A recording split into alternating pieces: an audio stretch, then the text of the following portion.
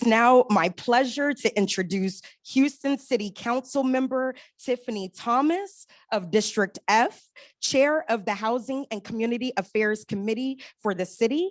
In early 2020, in response to the COVID-19 eviction crisis, Councilwoman Thomas, alongside Mayor Sylvester Turner, initiated a rent relief program that has since gained the attention of the U.S. Treasury Department as a national model.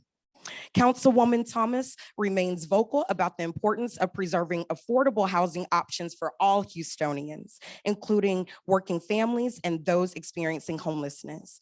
We are so glad she is able to join us today on behalf of the city. So please, everyone, welcome Councilwoman Thomas.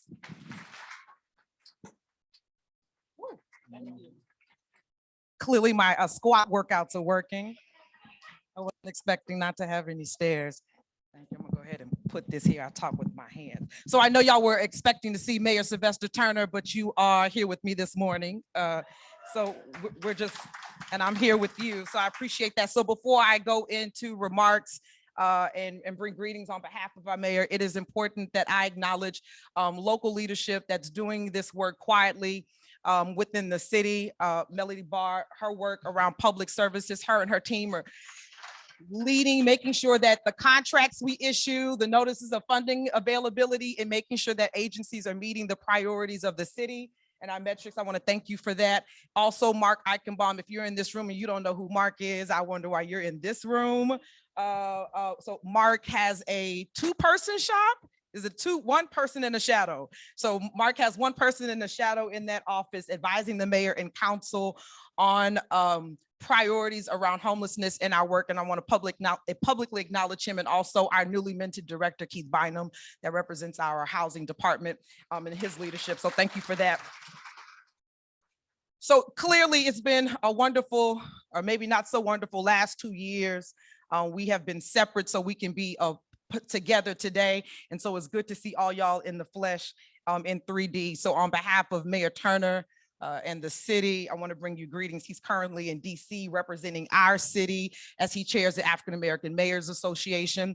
So hopefully he comes back with some big wins. I know there's some significant conversations he's been having. So it's my pleasure to welcome all of you to the very first State of Homelessness event, which is remarkable. And it's crazy that this is the first ever state of homelessness in our region. And so I want to acknowledge the coalition for coordinating all of this, and for each of you that have taken the time to do a couple of things. One, traverse through Houston's traffic. I don't know about y'all, but I don't know where all these people came from after 2020. Go home. But that's number one, but then also making sure that this was a priority and on your calendar to attend. And for those who are joining us virtually, we want to thank you for joining us in the Zoom room. So regardless if you work for an interagency or a nonprofit, if you're a philanthropic partner, or if you are just Jane Houston interested in making sure our unhoused neighbors have a place to stay, the work and your attendance today is critical to our city's mission. What makes us so special is that our homeless response system, the Way Home, it's not owned by Mayor Turner. It's not owned by our county judge. It's not owned by the coalition. It's owned by each and every one of us and all of our partners throughout the region, something collectively. And as Ashley said, she says, we get to do this work, right? We get to do this work together in our region. And I'm glad about it. One of the reasons why we are a united response system is because we get to combine and leverage our strengths to collectively drive transformative impact, which is really important. We're not just talking about it, we are being about it, and then we can quote the numbers and the impact with our work as well. We are also very aware that we must acknowledge that homelessness is a community issue. And because of that acknowledgement, we have created a community-wide response that we are all stewards of, from the resident in the neighborhood that calls 311, that acknowledges a encampment growing under the Beltway, to the coalition, to search, to everyone that participates in our homeless census count. All of us are stewards of that work. And while we may only have a shred of funding that other cities may have, what we do have is each other, which is demonstrated in our amazing results. Now, I would be remiss if I didn't talk about the limited resources and lack of funding and how the pandemic absolutely threatened the progress in our great region. But in Houston, we don't just shrug our shoulders at adversity and survive. In Houston, we believe it's our time to thrive. We believe in turning crises into opportunities, and we have demonstrated that over the last 14 months.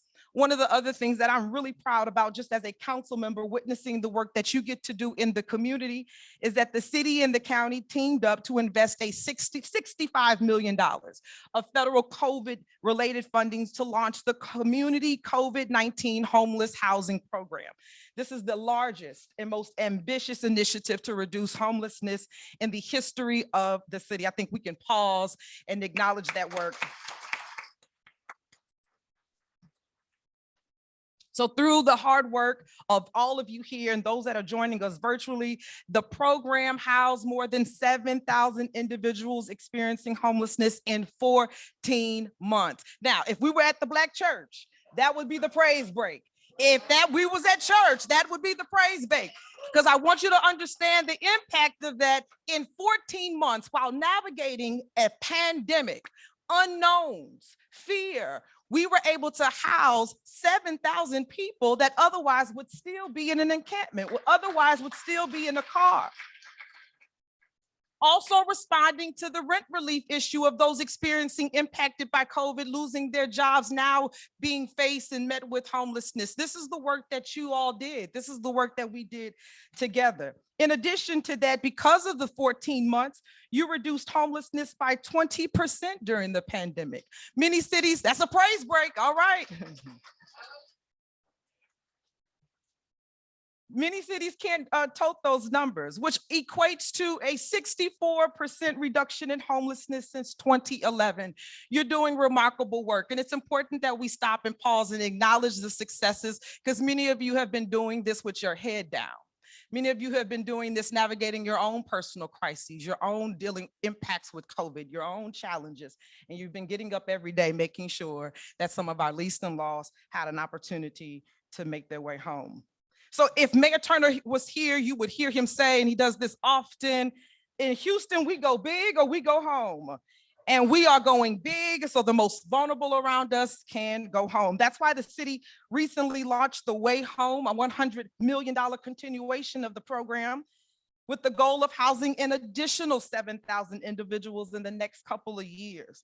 So all of this is important, and to pull this off, we must look in the proverbial mirror and we must ask ourselves some questions about how we're going to do that. I know I'm Ashley standing up, so she's telling me that it's almost time for me to sit down. But I'm gonna leave you with 3 points, and one of the 3 points that I want you to sit with and think through as you experience this day together. So as we look in the mirror, we must remind ourselves that we cannot be complacent. It's important for us to acknowledge our successes, but we must continue to keep our eyes on the prize. And as the young kids say, foot's on the gas. That's in one of the 3 points that I want you to sit with and think through as you experience this day together. So as we look in the mirror, we must remind ourselves that we cannot be complacent. It's important for us to acknowledge our successes, but we must continue to keep our eyes on the prize. And as the young kids say, foot's on the gas. That's secondly, in order to achieve those big goals, and after responding to a series after series after series of crises, many of us are exhausted. And anyone doing work around public service, there's a collective exhaustion that we're all experiencing, and that is natural. That is our human nature. But I want to encourage you to continue to keep on going. We are running a marathon with a series of mini sprints, and each of us need to remind ourselves that there are Houstonians that are depending on us. There are Houstonians that without us answering the call, responding to the email, completing that paperwork, they would not have that opportunity. And so for individuals that are performing at high levels for a sustained period of time, it is difficult, but we have no other option, coupled with the economic impacts of the pandemic, followed by the attack of affordable housing currently happening in our market, continuing to widening the gap and keep others out of making sure they have access to attainable and affordable housing, costing less than 30% of their income. So lastly, I must leave you with this. We must resist the temptation to adopt politically based theories masquerading as solutions and recommit ourselves to data-proven solutions for housing. I'm gonna stop and repeat that one more time because that's what's really important. We must resist the temptation to adopt politically based theories masquerading as solutions. It's easy to have the Twitter talking point. It's easy to post something and share something on Facebook, but we must center ourselves around data-driven solutions, which we have done, and we have those results. And lastly, this is why today is so important, and it's a much needed opportunity for us to connect and reconnect, for us to learn from each other. And I want to just thank everyone for the work that you do. When you challenge the city to do more, that voice is important as well. When you challenge the county to do more, when you challenge your staffs to do more, it's important. And we're all working together for the good of those in this city. So I want to thank you on behalf of our mayor and wish you a well and wonderful event. Thank you.